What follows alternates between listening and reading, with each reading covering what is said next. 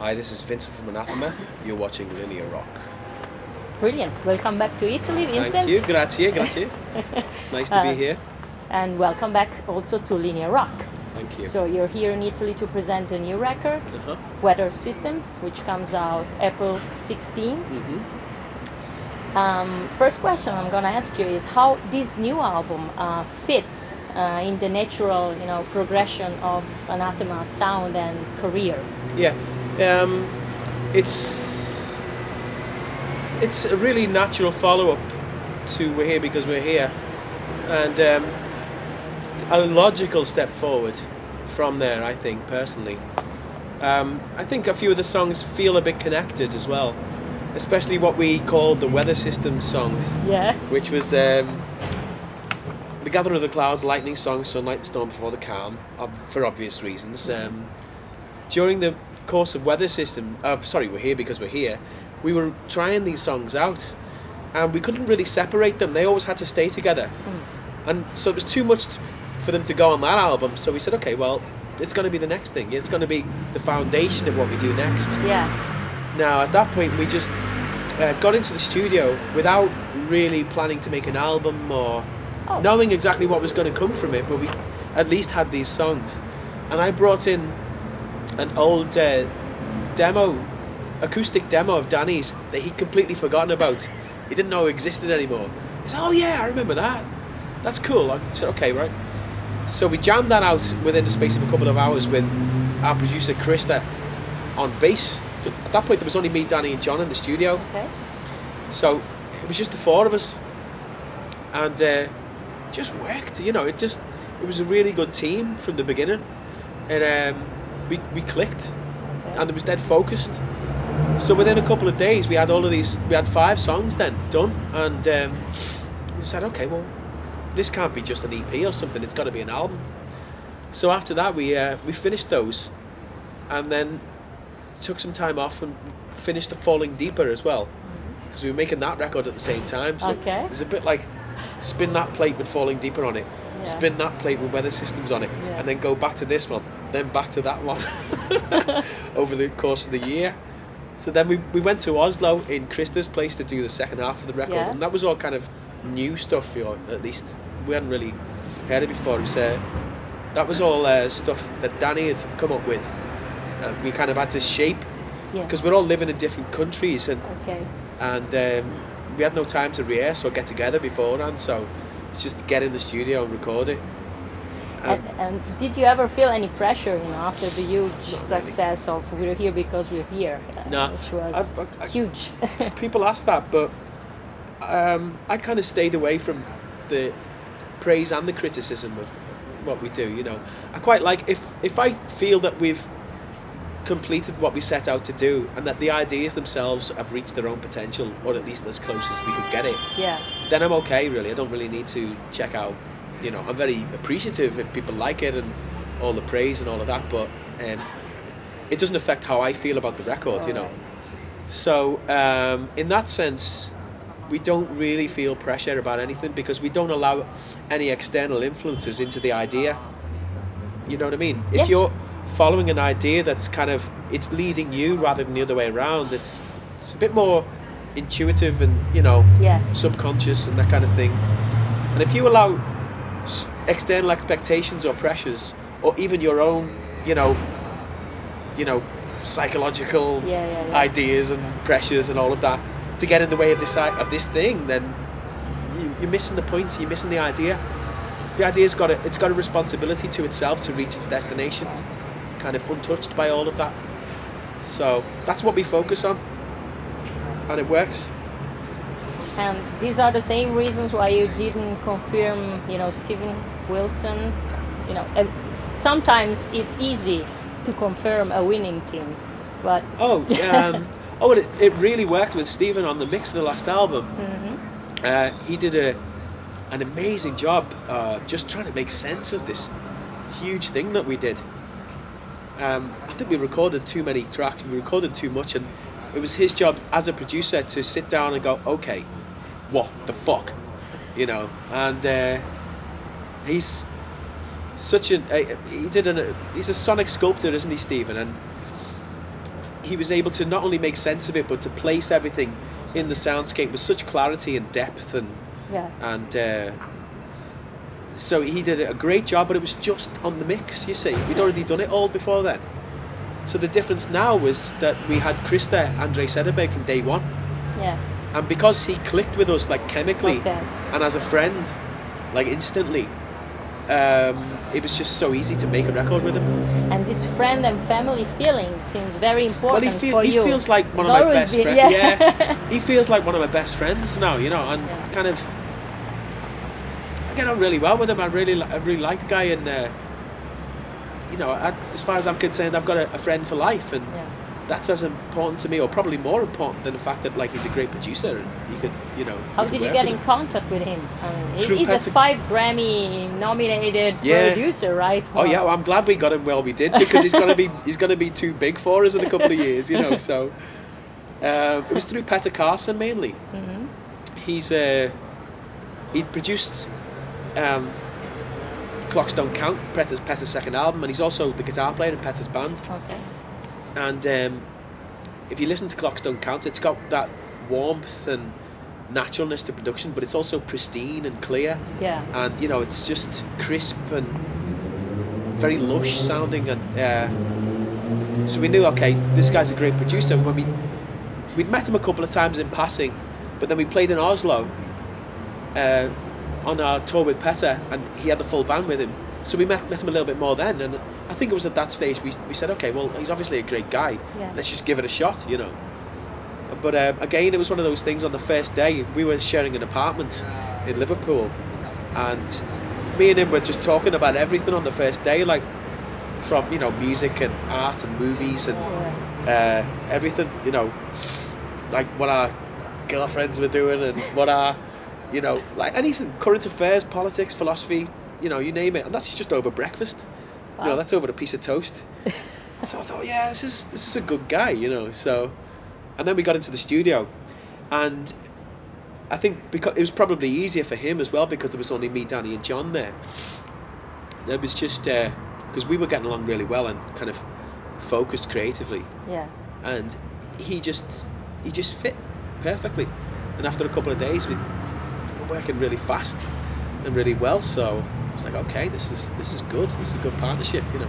So it seems really that this, you know, friendly and family feeling is very, very important for you. Oh, it always has. That's part of being from Liverpool.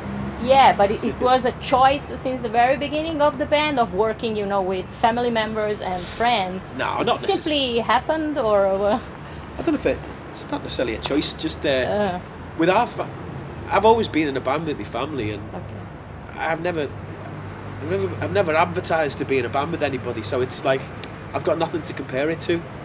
But I would imagine that you'd have to be very lucky to find people through an advert in a magazine that you want to spend 20 years of your life with. Yeah. That would be incredibly lucky.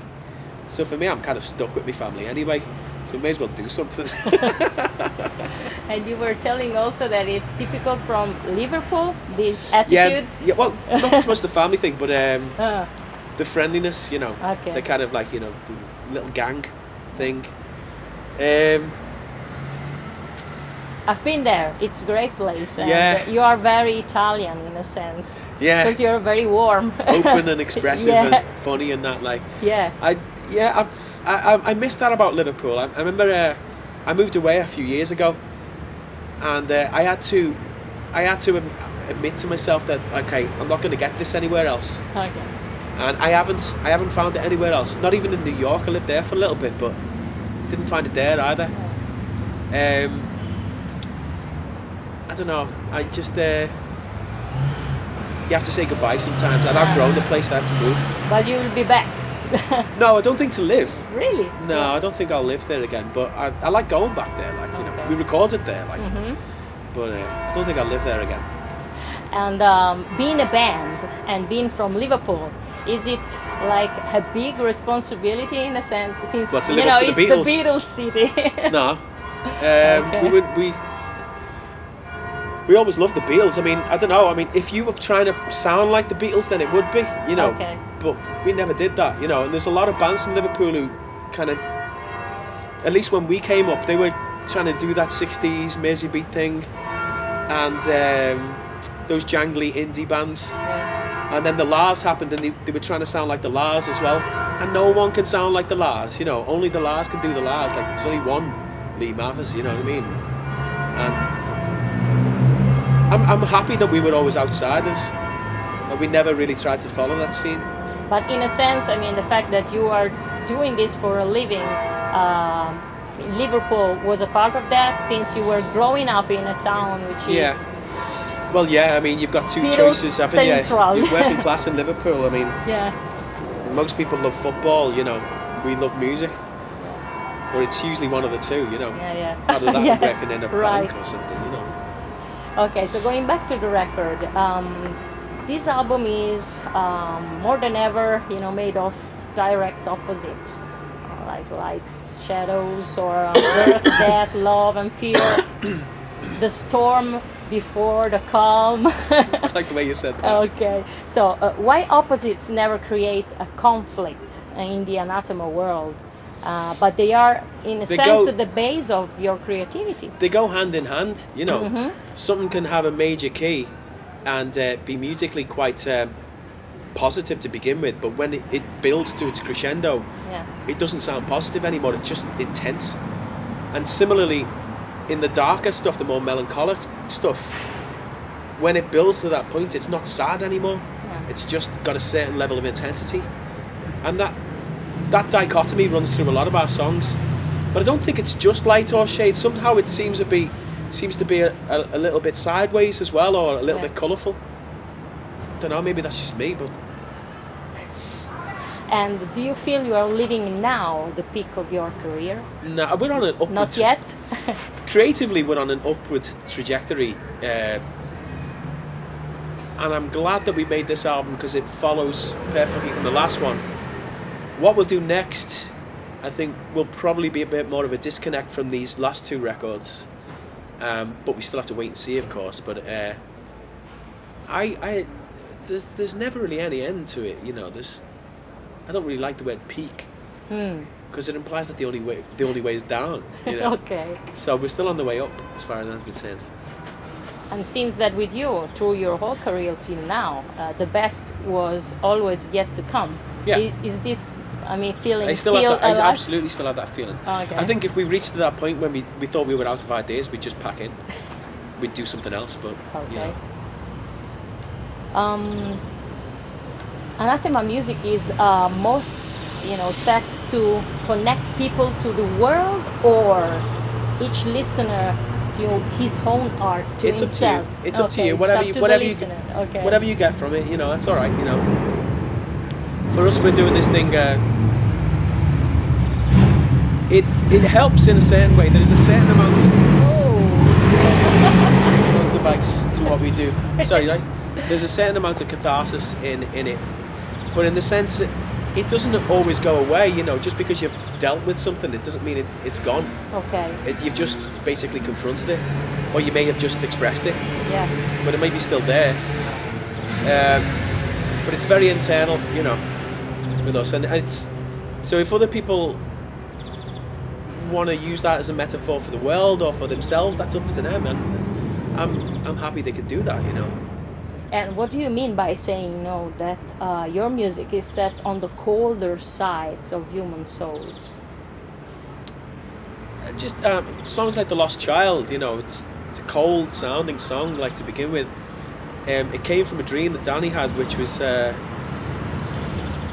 a very cold, dark landscape, you know. Okay. In this dream, and the tune itself and the whole vision of it was complete in the dream. So what Danny tried to do was stay as close to that idea as possible even in the writing of the chords and the piano chords. It just kind of still felt that way, you know. Yeah. And it just goes deeper and deeper and deeper. It's kind of getting sucked in to it, you know. In England, you never became big, let's say, as in the rest of Europe. How do you explain that? How do I explain that? I don't know, it's not my job, is it? I know, but I mean, how do you feel about it? It's your country. I don't live there anymore. Okay, but you were born there. Yeah. I don't know. They're starting to come round. London especially. I don't know. It's probably a number of things. Some things connected to music, to marketing side of the music business, and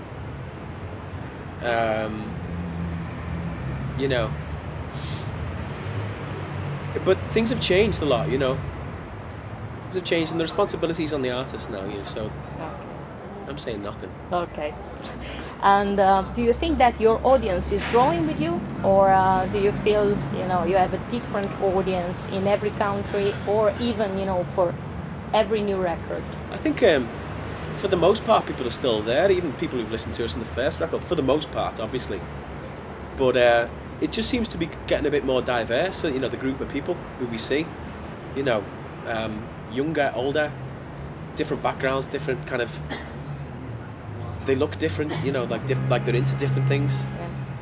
Yeah. You see somebody who completely doesn't look like a metalhead altogether, and you'll see somebody with totally long hair, and you'll see like some old guy or some young girl or anything, right across the board. So, mums, Always a surprise. anyone, I don't mind, Okay. whatever. So you are wearing headphones. That means that you're always in the music. I mean, what you are listening now. I mean, What's on here? Yeah. Well, you can have a look if you want. It's Trail of Dead. Okay. Do you know anyone knows by the Trail of Dead? Mm-hmm. Let's...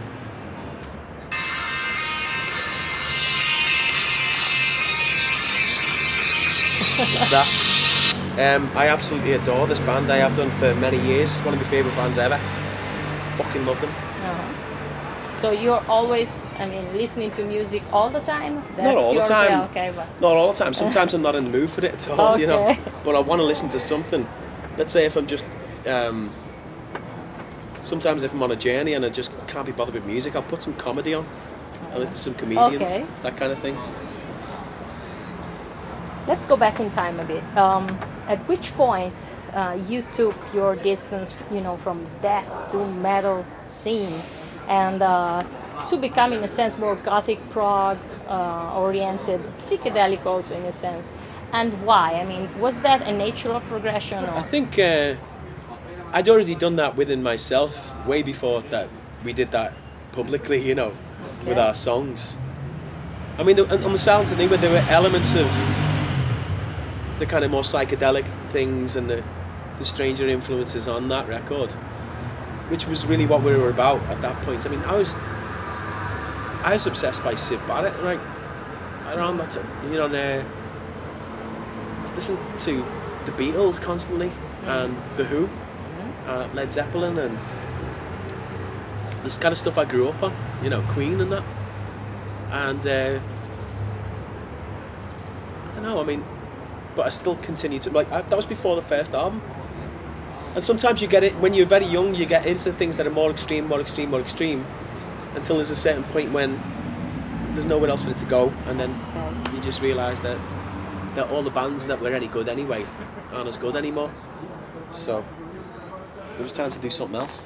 So you started in 1999, and 10 years later, the album Judgment marked the change a lot. 1989? 1999, yeah. We started before that. Even before? Yeah. I mean, as Anathema already? Yeah, I mean, I think the first album came out in 93. Okay. Serenades, it was called. We had a different singer then, Daz. And we did a few albums trying to find our feet, doing different things. And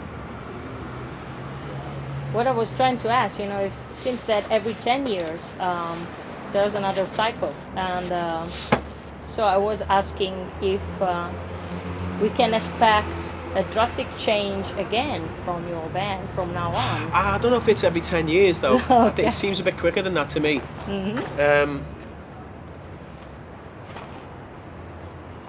To us it's song by song really, I mean, sometimes you can find two albums that feel a little bit connected, but I think the next thing that we do will be different to this one. Okay. And how would you explain in words, Anathema's vision of what you're all I about. prefer not to explain it in words. Okay, you prefer that people have their own vision about a band. Yeah, but I think a band like us always has been connected to feelings, something definitely more visceral and emotional in the music, something that makes you feel something rather than makes you think. Yeah. That's the kind of band we are.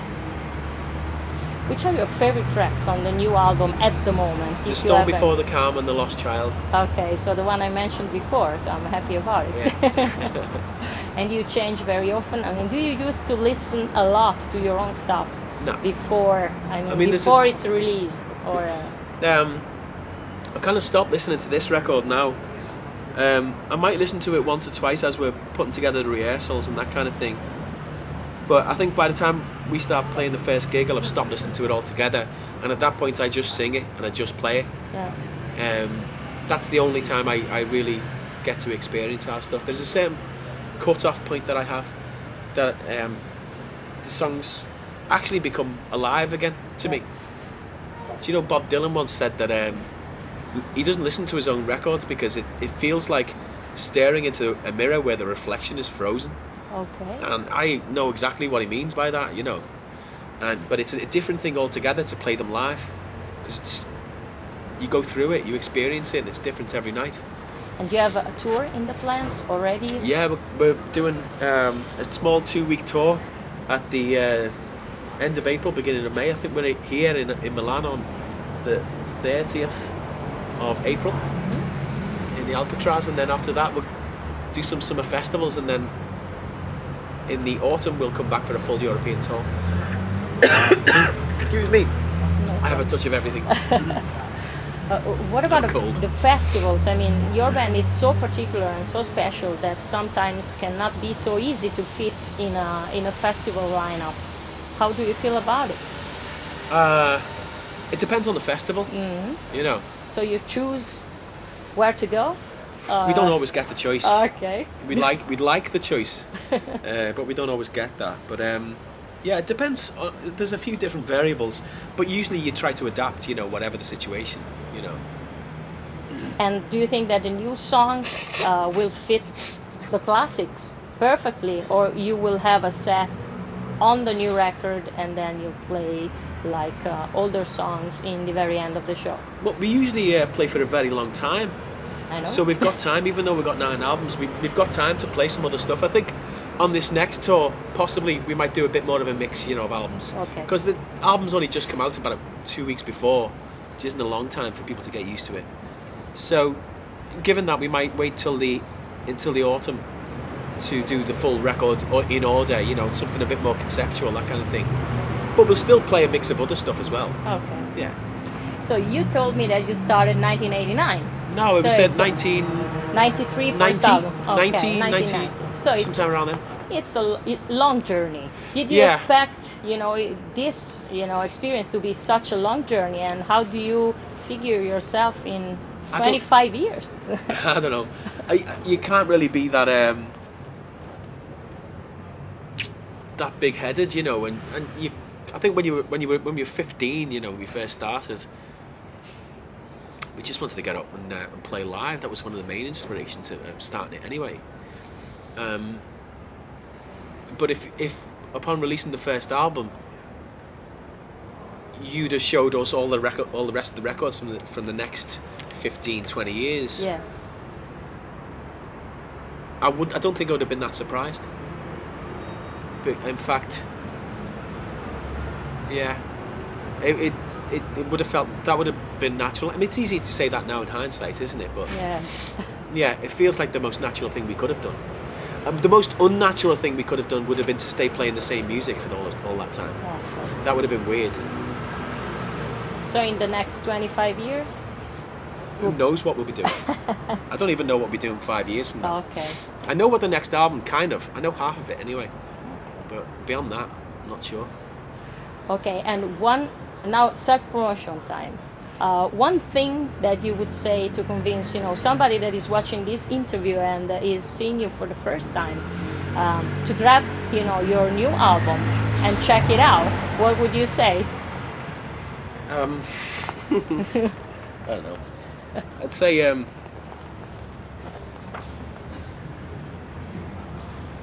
there's I don't know, something honest in it, you know, something really honest in it, you know. So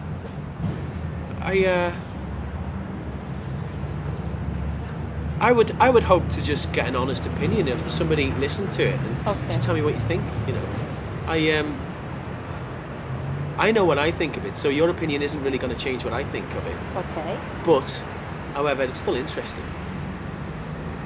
So you are also a social network guy. I mean, you listen to what people say about your music. Do you read? I try not to. You try not. I mean, to. I get emailed it sometimes, and people tell me, but I don't actively go out and seek it. At least, you know, because it's more important to me whether I think the song is finished. You know, has the idea reached its potential? Did it complete what it set out to do, or did you get it at least as close as you could? You know, what would you change? Is there something you would change, and is it right? And all of these things are way more important than whatever anybody else thinks about it. And if you do get it right and somebody else doesn't like it, then it doesn't matter. Okay. You're bulletproof, aren't you? You know. All right, so Vincent, thanks for your time, and Cool. see you soon in Italy.